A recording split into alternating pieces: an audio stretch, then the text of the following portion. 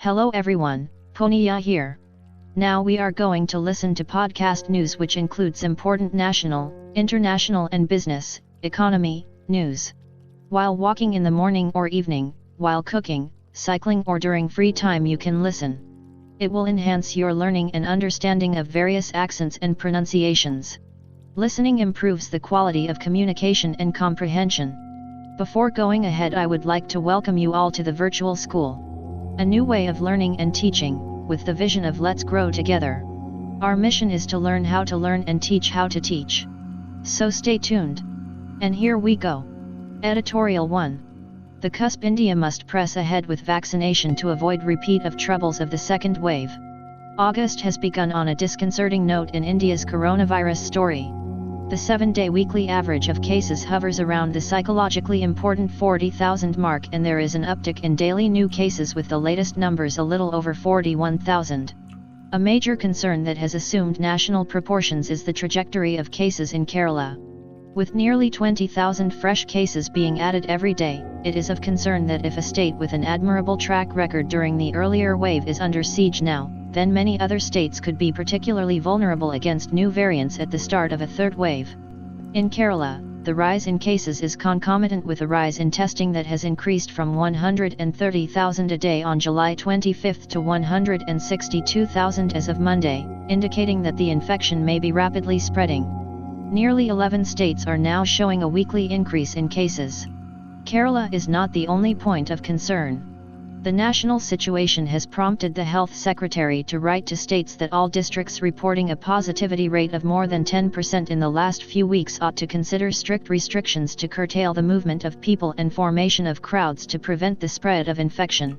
Apart from Kerala, these include Maharashtra, Karnataka, Tamil Nadu, Odisha, Assam, Mizoram, Meghalaya, Andhra Pradesh, and Manipur. The Indian Council of Medical Research, ICMR, has also expressed concern that 46 districts are showing more than 10% positivity, while another 53 districts are showing a positivity between 5%-10%. India's positivity rate is around 5%, that could well descend into a runaway climb in serious infections if unchecked. The ICMR's flag waving comes in the context of the agency's fourth national serology survey, finding that nearly 40 crore Indians likely lacked antibodies to the virus and were particularly vulnerable. On its own, the rise in infections would have been less of a concern had a substantial number of Indians, particularly those over 45, been double vaccinated. As in previous waves, the elderly continue to be the most vulnerable. Nearly 80% of the mortality was from these vulnerable age groups, and only 11% of the eligible adults have been fully vaccinated, which means significant numbers of the population are yet to get sufficient protection. India has so far administered 47.1 crore doses since the beginning of the vaccination drive in January. The centre has said it will vaccinate all adults, 94.4 crore approximately, by the year end. This target requires a daily inoculation of 90 lakh to 100 lakh doses per day. For most of July, the average inoculations have ranged from 30 to 60 lakh. States whose districts are most vulnerable ought to be given preference, and there should be accelerated campaigns to double inoculate the elderly. Every effort should be made to break the link between infections and hospitalization and deaths. Thank you. Editorial 2. Being BommaiThe, the new chief minister will have to strike a balance between conflicting interests. The new chief minister of Karnataka, Basavaraj Bommai, has to reconcile several conflicting factors while appointing his council of ministers. His predecessor B.S. Yediyurappa was ejected by the Bharatiya Janata Party High Command that wants a new start in the state. The new chief minister is seen as aligned to Mr. Yediyurappa, and both belong to the Lingaya community that is strong, numerically and economically. Mr. Yediyurappa's heyday might be behind him, but he continues to hold significant sway among voters. Given the circumstance, the challenge before Mr. Bommai is to strike a balance between the imperatives of change and continuity. Mr. Yediyurappa had little moral scruples in pursuing political power, and the Bharatiya Janata Party rode on his shoulders until recently. But the baggage that came with it has been heavy. He masterminded large-scale defections from the Congress and the Janata Dal, to aggregate an assembly majority for the Bharatiya Janata Party that it had not won in the election. Allegations of nepotism and corruption shadowed his tenure. The steadfast support that he enjoyed among the Lingayats, who remain the backbone of the Bharatiya Janata Party's social base in Karnataka, was intimidating for the party's central leadership. And when it finally managed to effect a change, it ensured that the baton was handed over to his nominee and not to any of his many detractors in the party. Mr. Bommai has to demonstrate to the Lingayats that he is one among them while trying to reach out to other communities and expand the party's base. He has to balance various interest groups within the Lingayats. He has to shake off the debris of the past without earning the wrath of Mr. Yediyurappa. He has to demonstrate a capacity to govern better than his predecessor but keep various factions and interest groups that held sway during the previous regime happy. He has to deliver on the priorities of the Bharatiya Janata Party High Command on the one hand and also balance his known personal convictions with the requirements of Hindutva politics into which he converted as late as 2008, at the age of 48. Even after taking over as Chief Minister, Mr. Bommai spoke about his father and former Chief Minister S.R. Bommai's principled politics that he said was inspired by left leader M.N. Roy. Mr. Yediyurappa has said it is the Chief Minister's prerogative to choose his council, but also expressed confidence that the defectors will be protected. All this at a time when it remains unclear whether the Bharatiya Janata Party's plans for him are for the longer term. Having come this far without alienating any section within the party or his support base, it is likely that Mr. Bommai will pass the test. Thank you. Editorial 3. Fathoming Serosurvey Data. With caution, the data from the ICMR's 4th National Seroprevalence Survey have clear implications for the situation in India today. Sushil Kumar Verma. The past 2 weeks have seen the release of the 4th National Seroprevalence Survey for COVID-19, https://bit.ly/3lklmzj, as well as the reporting of data of serosurveys independently conducted by state governments such as in Tamil Nadu. The data from the Indian Council of Medical Research, ICMR, conducted National Serosurvey are truly remarkable, indicating that between December-January, when the third Serosurvey was conducted, and June-July 2021, at least 40% of the population of India, over 500 million people, were exposed to the novel coronavirus, of which a small proportion have antibodies because they were vaccinated. The data also show for the first time that over half of all children tested have already been infected, which is expected and reassuring. Not from infection alone. Such a high rate of infection seems incredible, and if true, needs to serve as a warning to India and the world because it shows the consequences of a combination of variants, inappropriate population behavior and delayed implementation of public health measures. It is, of course, evident that all of the seropositivity did not come from infection alone, but given that the seropositivity rate was 67% and the Serosurvey reports that a quarter of eligible adults were vaccinated, a large proportion of the antibodies resulted from detected and undetected infections in the first or second waves, with the sharp seropositivity rise indicating that the bulk must have occurred during the second wave. With less than 32 million positive cases, of which many may be positive more than once, and the likelihood of waning antibodies leading to some of those previously infected testing negative subsequently, the seropositivity of 67% is an underestimate. There are other caveats as well. Although the serosurvey methodology is similar to previous rounds and sampled individuals in 70 districts in 21 states, it is not clear how representative the survey really is given the reported 2-dose vaccine coverage of 13% in adults, which is much higher than the national coverage at the time, and the known high heterogeneity between and within states. This is where state-level data can be useful, and the third Tamil Nadu Serosurvey, conducted in over 26,000 participants and compared to previous rounds, allows comparison of at least district-level information. Data from the states. The National Serosurvey data indicated that Madhya Pradesh, Bihar, Rajasthan, and Gujarat have over 75% seropositivity, while only Maharashtra, Assam, and Kerala were below 60%, with Kerala the lowest, at 44.4%. Although heterogeneity across districts is likely, the fact that the national serosurveys were repeated in the same districts allows for some comparison of seropositivity rates over time. For example, in Kerala, when the national rates were approximately 0.7%, 7%, and 24%, the corresponding rates were 0.3%, 0.9%, and 11.6% during the first 3 rounds of serosurveys, showing a consistently lower exposure than the national average, but a large increase between the third and fourth serosurveys. If we examine the data from Tamil Nadu, where the state-led serosurveys were done in October 2020, April and July 2021, some figures jump out. There appeared to be no change from October to April at the state level, with 31% and 29% positivity, but then there was a massive increase to 66%. Comparing the ICMR survey in 3 districts with the 38 district surveys of the Tamil Nadu Directorate of Public Health, shows that the ICMR serosurveys found a seropositivity of 43%, 24% and 31% in the districts of Chennai, Coimbatore and Thiruvannamalai in the serosurvey in December 2020 to January 2021. The corresponding figures from the state serosurvey were 41%, 22% and 36% in October 2020, 49%, 20% and 34% in April 2021, which rose to 82%, 43% and 68% in July 2021. Some districts showed marked variability, with the central and southern districts showing significant declines in antibodies between October 2020 and April 2021, followed by a large increase in July 2021. For example, Madurai went from 40% to 19% to 79% and Thoothukudi from 39% to 21% to 72%. Explaining variation. What explains these variations and how can these data be used at the national state levels?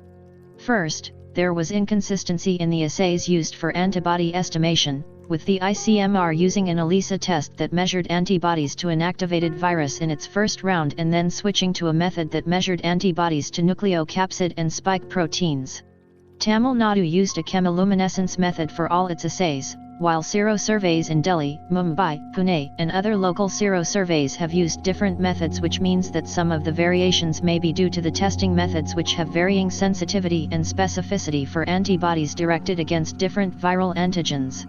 Second, the sampling methods across serosurveys have differed, with the ICMR using a cross-sectional survey in 70 districts that were decided based on reported cases, with some lack of clarity on how villages/wards were chosen, while others have used population proportional to size, directed, and convenience sampling. Third, the age groups have varied across surveys and with time, and not all serosurveys have reported age-stratified results. Fourth, antibodies decay with time, as illustrated in the data from Tamil Nadu's first and second serosurveys. So, analyses need to account for the underestimation of exposure. There are many other considerations for analysis, such as the proportion of people included who have reported previous SARS-CoV-2 infection or exposure, or the proportion vaccinated.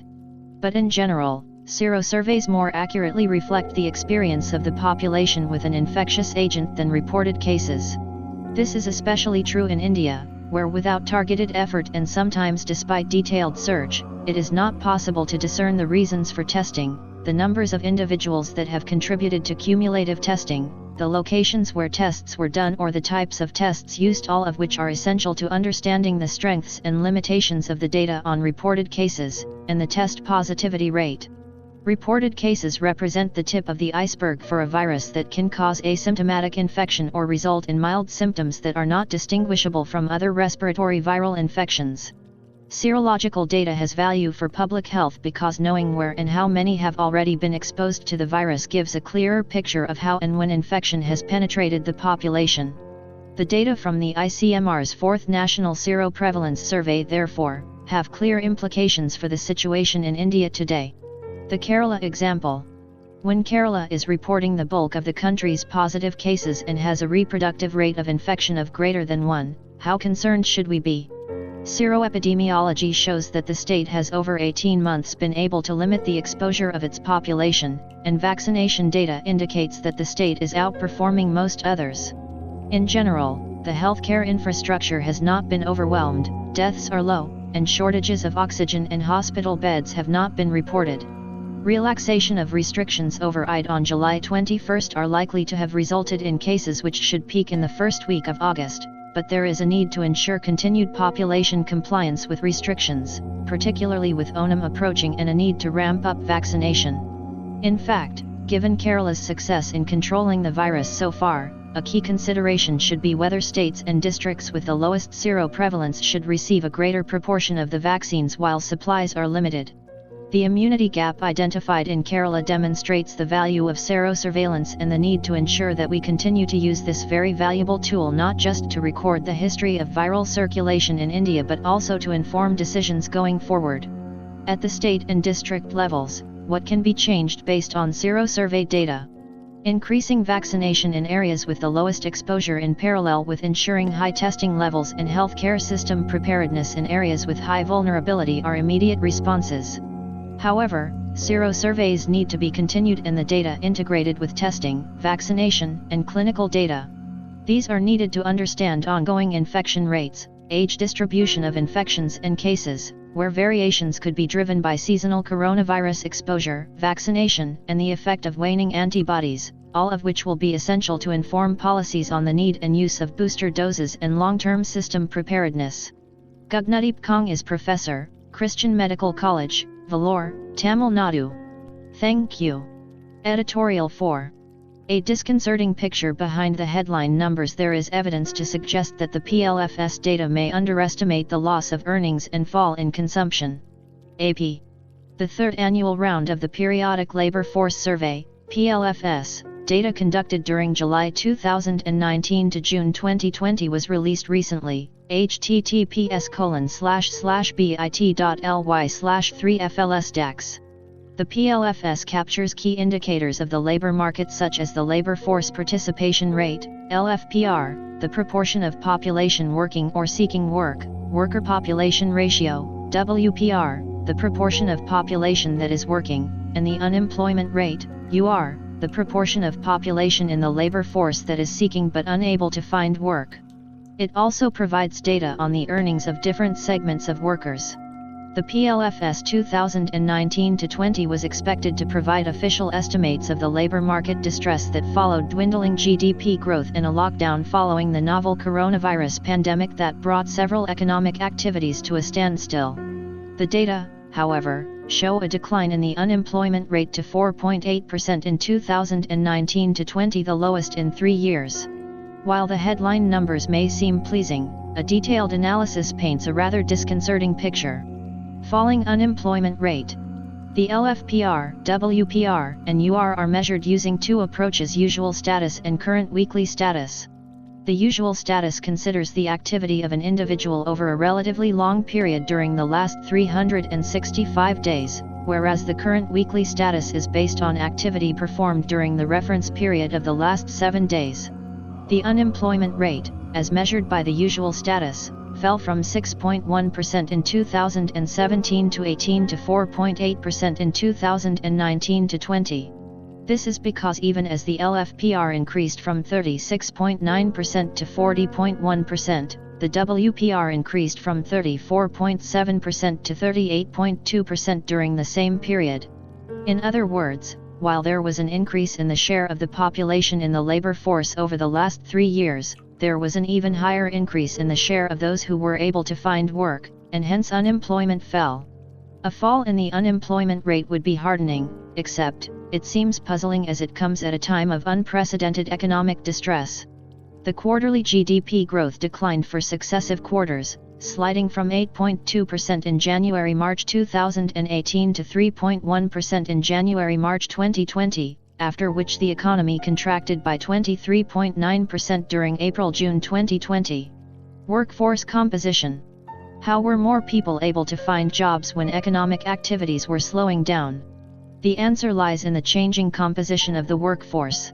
The PLFS categorizes the workforce into self-employed, which includes own-account workers, employers, and unpaid helpers in family enterprises, regular wage/salaried workers and casual laborers. Own-account workers run small enterprises without hiring any labor but may take help from family members, while employers hire workers. Of all the worker categories, only the proportion of unpaid family workers has gone up significantly in the last 3 years. In fact, between 2018 and 2019, while the workforce increased by 2.9%, the proportion of all other employment categories in the workforce declined, except unpaid family helpers. Over the same period, almost the entire rise in the workforce was accommodated by agriculture. Agriculture continues to perform the function of a sink absorbing the workforce that cannot find remunerative employment elsewhere. There is also a gendered dimension to the changing composition of the workforce. The category of unpaid family workers is dominated by women. The story of the declining unemployment rate can largely be explained by a movement of women from primarily being engaged in domestic work to agriculture and other petty production activities as unpaid family helpers, possibly in the hope of increasing family income in the times of unprecedented distress and lack of alternative employment opportunities. The usual status is based on a loose definition of work that underestimates open unemployment. This is where the alternative measure of unemployment is relevant. Using the current weekly status approach, the unemployment rate was estimated to be 8.8%, unchanged during the last 3 years. Impact of the lockdown. The PLFS survey for April-June 2020 overlapped with the national lockdown. The current weekly status unemployment rate in this quarter was 14%, and the urban unemployment rate was around 20%. Corrected for inflation, the average monthly income for the salaried increased by 2% in April-June 2020 over April-June 2019. The monthly earnings of the self-employed declined by 16% and the daily wage for casual workers declined by 5.6% over the same period. The real monthly per capita consumer expenditure declined by 7.6%. The rise in the average income of salaried workers and the muted impact on consumer expenditure, as estimated from the PLFS, do not concur with other data for the lockdown period. Private final consumption expenditure declined by 26.7% in April-June 2020 over the same quarter in 2019. Numerous small-scale surveys also reported massive earnings loss during the lockdown. There is overwhelming evidence to suggest that the PLFS data may underestimate the loss of earnings and fall in consumption during the lockdown. This is a missed opportunity for the official survey to capture the labor market dynamics during the lockdown. Strengthened statistical system. There is no official data on poverty after 2011-12 or on farm income after 2013, and no recent data on migrant workers. While the consumer expenditure data for 2017-18 was buried, the data on situation assessment of agricultural households are not yet released, despite being conducted between January-December 2019, before the latest PLFS. Minor tweaks in future PLFS surveys can fill the data gaps. Currently, the PLFS captures incomes from agriculture and monthly consumer expenditure, but the questions on these aspects lack credibility. The predecessor to the PLFS, the National Sample Survey Employment and Unemployment Surveys, collected data on consumer expenditure using a detailed schedule. There is no reason why the PLFS cannot do the same. Adding questions on costs and returns from cultivation and related activities can also capture more accurate data on agricultural incomes. Lengthening the questionnaire has its costs, but the costs of the absence of reliable and timely data on important policy-relevant indicators are far higher.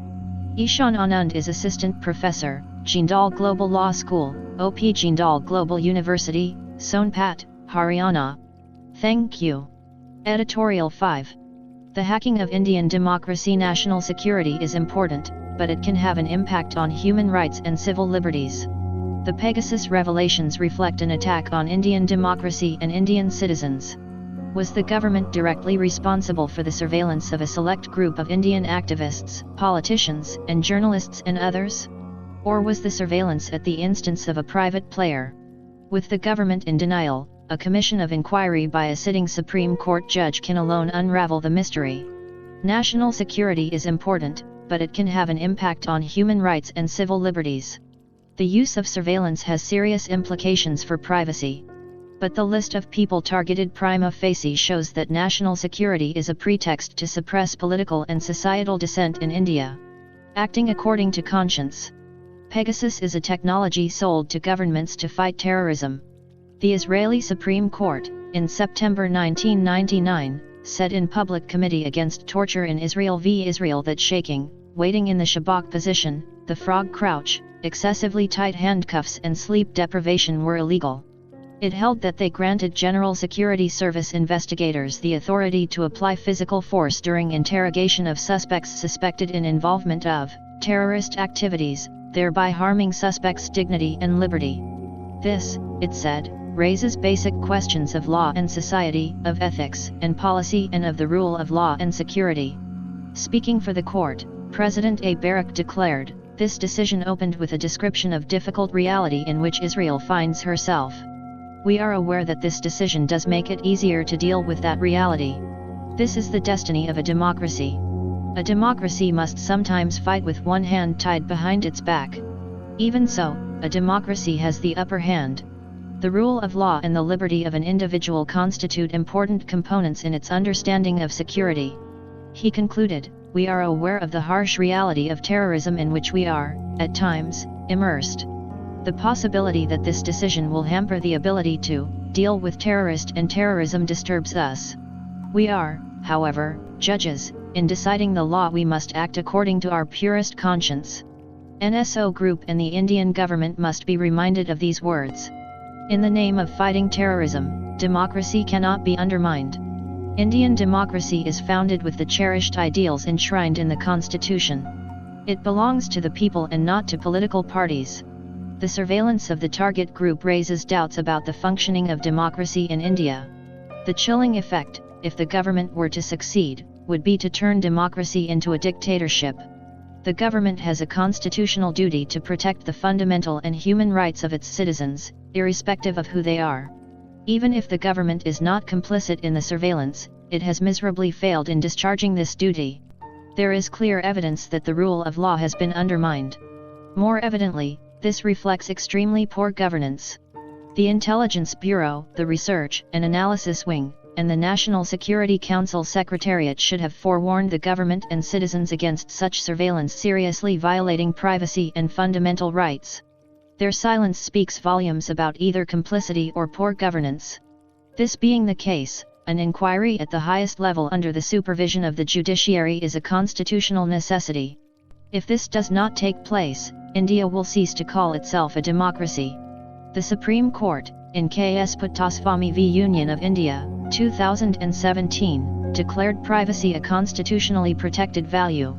The right to privacy is not absolute and its curtailment can take place only under a law which is just, reasonable and fair and subject to constitutional safeguards. India is a signatory to the Universal Declaration of Human Rights. Article 12 provides that no one shall be subjected to arbitrary interference with his privacy, family, home, or correspondence, nor to attacks upon his honor and reputation. Everyone has the right to the protection of the law against such interference or attacks. The International Covenant on Civil and Political Rights, also signed by India, in Article 17 states, "No one shall be subjected to arbitrary or unlawful interference with his privacy, family, home, or correspondence, nor to unlawful attacks on his honor and reputation." Everyone has the right to the protection of the law against such interference or attacks. In cuspIndia, the Supreme Court noted India's commitments under international law and held that by virtue of Article 51 of the Constitution, India has to endeavour to foster respect for international law and treaty obligations. The Protection of Human Rights Act, 1993 is a fallout of this commitment. Recommendations of UNCR. The annual report of the United Nations High Commissioner for Human Rights, UNCR, in 2014 made fundamental observations and recommendations on digital communications technologies. It said, by amplifying the voices of human rights defenders and providing them with new tools to document and expose abuses, these powerful technologies offer the promise of improved enjoyment of human rights. But communications technologies also have enhanced the capacity of governments, enterprises, and individuals to conduct surveillance, interception and data collection. Earlier, due to concerns of member states, the General Assembly adopted Resolution 68/167 affirming that rights held by people offline must also be protected online and called upon all states to respect and protect the right to privacy, including in digital communication. The UNCR report also stated, judicial involvement that meets international standards relating to independence, impartiality, and transparency can help to make it more likely that the overall statutory regime will meet the minimum standards that international human rights law requires. At the same time, judicial involvement in oversight should not be viewed as a panacea. It recommended an independent oversight body to keep checks and stated, The International Covenant on Civil and Political Rights requires states parties to ensure that victims of violations of the covenant have an effective remedy. The report also dealt with the role of businesses and stated that when a state requires that an information and communications technology company provide user data, it can only supply it in respect of legitimate reasons. Surprisingly, NSO, in its Transparency and Responsibility Report 2021, informed interested parties that it strives to guarantee that our products are used safely, effectively, and ethically. If described options available if one of its customers has acted in bad faith, or used one of our tools to target the electronic communications of someone who falls outside the prescribed target scope. It outlined the range of options available to it if this happened, including completely ending a customer's access to our systems, as a situation may warrant. It stated, "We very much see today's release as a newly added necessity to the complex, ongoing international debate over electronic surveillance. We are opening our own processes to even deeper scrutiny." Was this report prepared fearing the worst in the wake of the ongoing international debate? Indians have a right to call upon NSO to terminate the agreement, if any, with the Indian government or any private player and to cooperate with citizens to unravel the truth. Dushyant Dave is a senior advocate and former president of the Supreme Court Bar Association. Thank you. Editorial 6. Criminalizing welfare issues before the legislature adopts coercive legal measures, a welfare response should be considered. The Supreme Court recently issued notice on a writ petition on the condition that the petition's prayer seeking a direction to restrain beggars and vagabonds/homeless from begging on traffic junctions, markets, and public places to avoid the spread of COVID-19 pandemic in all the states and union territories across India be modified to focus on the rehabilitation of those forced to beg for a living. In doing this, the court rightly observed that being compelled to beg was a socio-economic issue that could not be remedied by directions of the kind originally sought. It required, instead, a welfare response from the state. This order points to the largely ignored nexus between coercive measures and welfare issues, which can be a useful guide to making and implementing criminal law in 3 ways. What should be criminalized? First, when decisions about criminalization are being taken by the legislature, an important point of consideration should be whether the issue sought to be addressed might be better suited to a welfare response. Salient examples of welfare issues against which the coercive force of criminal law has inappropriately been deployed serve to illustrate the point. In holding the criminalization of beggary under the Bombay Prevention of Begging Act, 1959, as extended to the NCT of Delhi, unconstitutional, the High Court of Delhi, in Harsh Mander and ANR v. Union of India, 2018, had noted that the criminalization of beggary served only to invisibilize beggars without doing anything to address the structural deprivations that drove people to beg. Similarly, the criminalization of triple talaq by the Muslim Women, Protection of Rights on Marriage, Act, 2019, purportedly to protect Muslim women, does nothing to address the structural gender inequality, social stigma, poor employment options, and lack of state support which actually cause the deprivations associated with divorce, and not just with triple talaq. Second, socio-economic marginalization and poverty may frequently make people susceptible to exploitation, whether through poorly paid/unpaid labor, trafficking and sex work, or indeed, begging. A criminal response to those who seek to take advantage of such vulnerability, but never the vulnerable themselves, might be appropriate, but it would amount to little more than lip service to the predicament of the exploited without accompanying welfare measures. In other words, it is important to ensure that pimps, brothel owners, and traffickers are held criminally liable for sexually exploiting a person. Equally important is to create alternative, well-paying and dignified employment, to make such employment accessible by imparting requisite education and skills, and to have social security nets to ensure that no person feels that sex work is their least worst option. This is essential not only to prevent exploitative practices, but also to rehabilitate those who have been rescued, or those who would like an exit option, from such practices. To rescue a sex worker is meaningless unless they have a legitimate way out of such work, an option that is materially, not morally, better for them. Focusing on the welfare aspect of exploitative practices also sheds light on structural forms of impoverishment, and on who is most likely to be exploited as a result. It is, thus, largely those marginalized and discriminated against based on gender, caste, class, and even age, who occupy the ranks of beggars, sex workers, bonded laborers, and child laborers. Such a focus also exposes the culpability of the state and society in creating or enabling the vulnerabilities of those prone to exploitation. This recognition is reflected in the apt remarks of the High Court in Suhail Rashid Butt v. State of Jammu and Kashmir and others, 2019. Begging is also in fact evidence of the failure of the government as well as the society at large to protect its citizens from debilitating effects of extreme poverty and to ensure to them basics of food, clothing, shelter, health, education, essential concomitants of the right to life ensured under Article 21 of the Constitution of India. Criminal law for whom? Finally, when evaluating the function or necessity of a criminalization response to something that is essentially or even partly a welfare issue, it is crucial to question whose interests the law does, in fact, serve. Does it help the vulnerable and/or the exploited, or is it a tool of persecution? Does it cater to the morality and sensibilities of the powerful? Does it hide the failures of the state? Or is it a quick fix that allows the government to abdicate and divert attention away from its welfare responsibilities? Only by following these interests can we, as citizens, hope to hold the state accountable in its use of the power to criminalize conduct. Shraddha Chaudhary is lecturer, Jindal Global Law School, Sonpat, and a Ph.D. candidate, Law, at the University of Cambridge. Thank you.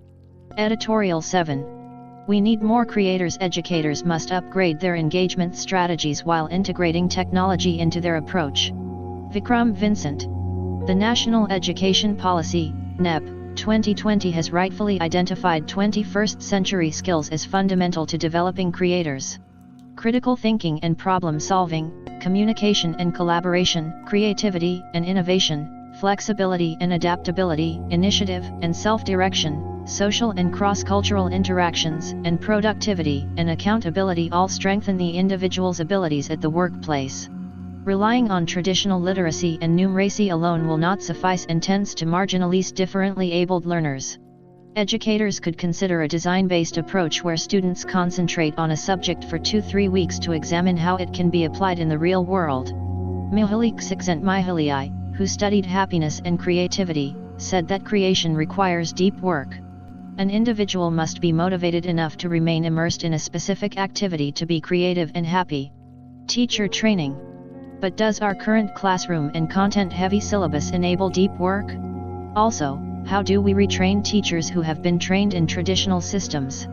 They know terms like constructivism but do not know how it should be used in a classroom that is focused on exams rather than learning. And how ready are our future educators?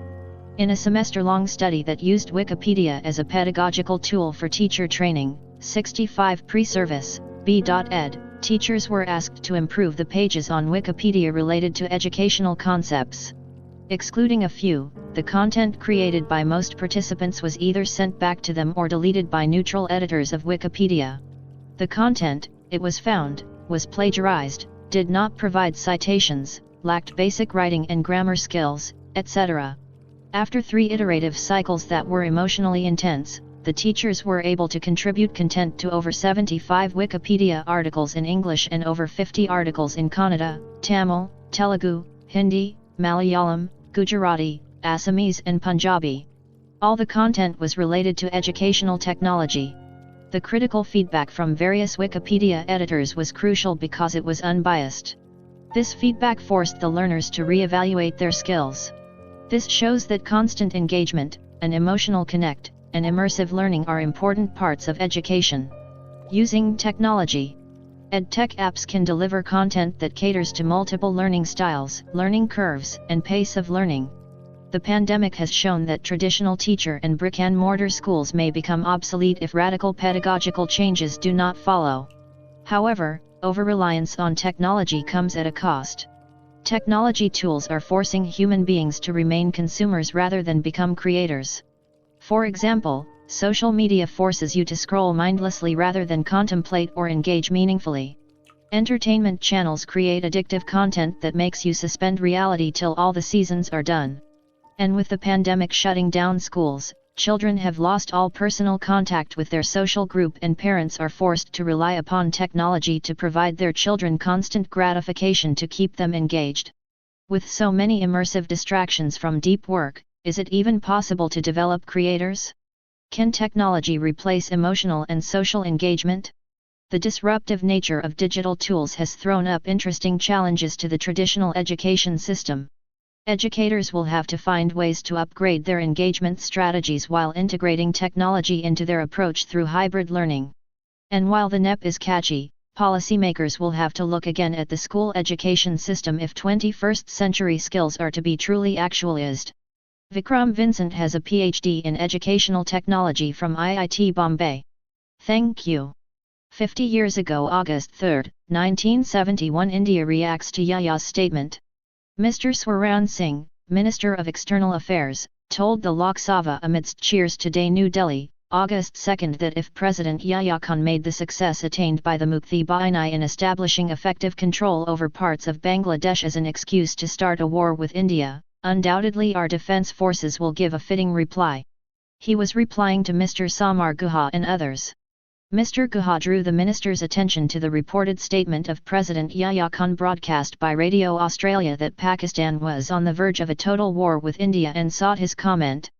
Mr. Indrajit Gupta wanted to know what information government had about the military build-up by Pakistan not only on the eastern side but also on its western borders with India. He asked if reports that Pakistan was intensifying the build-up were true and whether they indicated that Pakistan was preparing for committing aggression on India.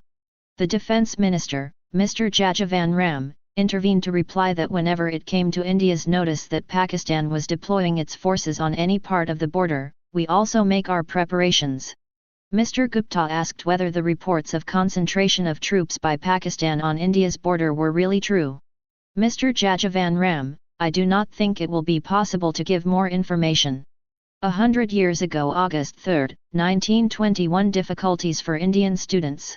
The difficulties which Indian students have to undergo, especially in the initial stages of their stay in England, have not received sufficient attention in this country.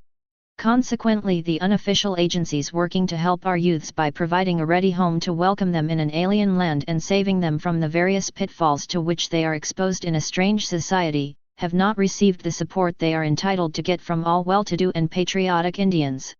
The YMCA hostel for Indian students in London, known as the Shakespeare Hut, seems to be one such institution. Its work and service is spoken of in highly appreciative terms by eminent Indians who have visited England. They draw pointed attention to the facilities provided in the hostel for mutual understanding between English and Indian youths and the cultivation of a liberal culture. The hostel, it need hardly be said, deserves the support of the Indian educated public. Thank you. Faith. Manifested life. All beings, with or without faith in the scriptures, are involved in some search that they hope will give them happiness. Naturally, they look for it in the objects of the world. But they do not know that the happiness is within their own self, which is the essence of Satchitananda, eternity, consciousness and bliss. This self is the divine presence of the Supreme Self within. So, if one strives to look inwards rather than getting involved in this world and its cyclic activities, it is possible to rise to the level of the bliss, which is the goal of one's existence, pointed out Sri R. Krishnamurti Sastrigal in a discourse. This is reiterated in all spiritual texts based on the scriptures, and most explicitly stated by the Lord in the Bhagavad Gita. Sastras exhort people to know, understand, and realize the Supreme Brahman who is unseen, unheard, unthinkable, and unknown. Then how is one to go about this quest? They say that sages and rishis have practiced austerities and realized him in the inner self and hence live in a state of bliss. In the 15th chapter, and earlier when the Lord revealed his divine form to Arjuna, it is shown that the manifested life is only a part of the immutable Brahman. None can fathom what lies beyond both the manifest and unmanifest. The Lord's presence animates all that is perceived as manifest in this entire cosmic universe. So it follows that all beings in this universe, animate and inanimate, moving and unmoving, are sustained by the divine force. All beings belong to this world of manifestation. One has to discern between what is perishable and what is eternal and unchanging. The Supreme Lord is the sole ruler and controller and is above both the mutable and immutable. The highest wisdom is to realize that God is in all objects and worship Him. Thank you. Thank you so much for watching this video as a podcast. Do like, share and comment. Press the subscribe button and hit the bell icon to get new notifications. Thank you. Take care and stay safe. God bless you all. BommaiThe. To download news and editorials in mp3, follow us on Telegram, Virtual School Official. The link is provided in the description below.